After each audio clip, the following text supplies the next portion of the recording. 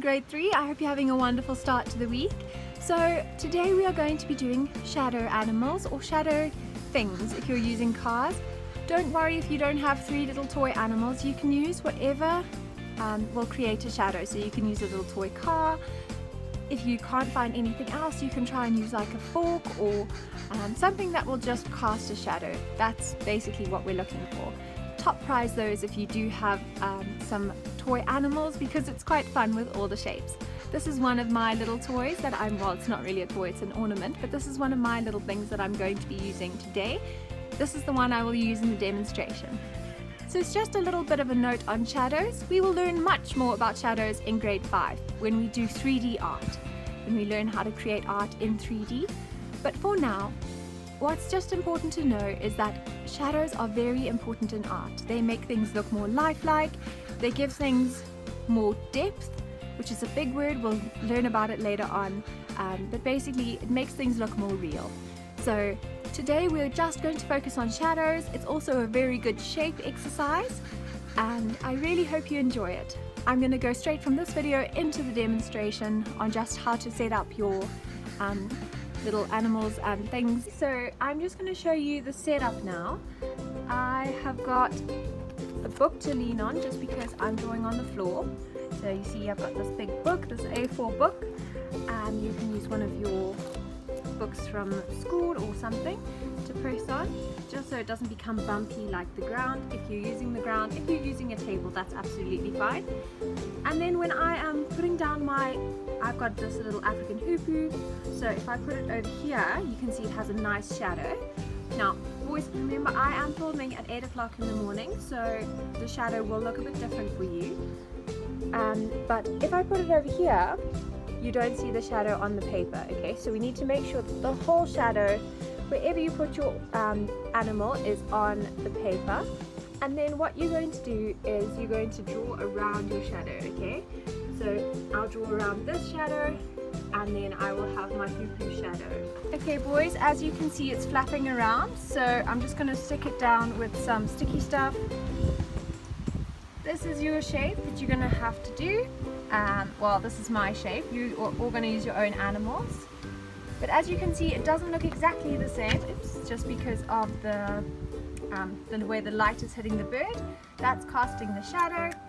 What you're going to do is draw around the shadow, okay? So come at it from the side, because that way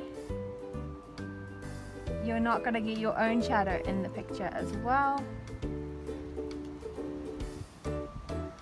Hopefully you can see. Sorry, this table is a bit wobbly, so it's making the bird move a little bit.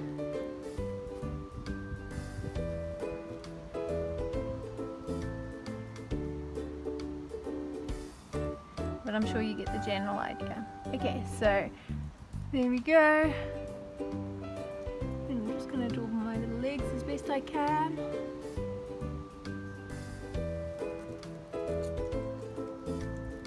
Okay, see, so let me just show you. If I go at it from the front, my shadow is going to hide the bird. So you come at it from the side, draw around your shape, and then you're left with just the outline of your bird. Okay, I've done it in pen just because, sorry for my dog, I've done it in pen just because pencil is very hard to see, and you can add in the legs just now, and once you've done that, you do 2 more animals on your paper and you can color it all in for me nicely.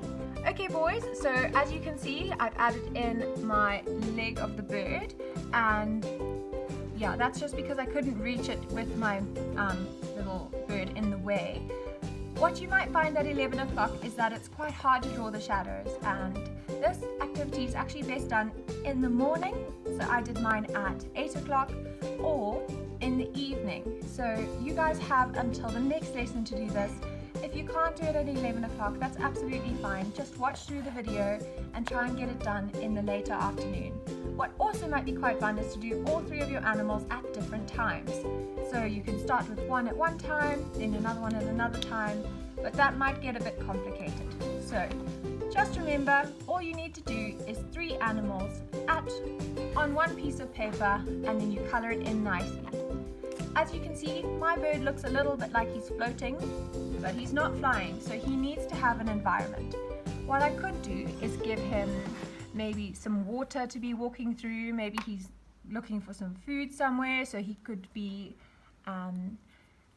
he could be on a mountain, or I could even put him on a tree. Okay, so the opportunities are endless.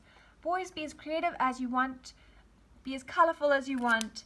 You don't have to make it look like a hoopoo. You can color it in with one color, you can color it in with fun designs, but just make sure it's nice, fun and colorful. And remember to do all 3 of your animals.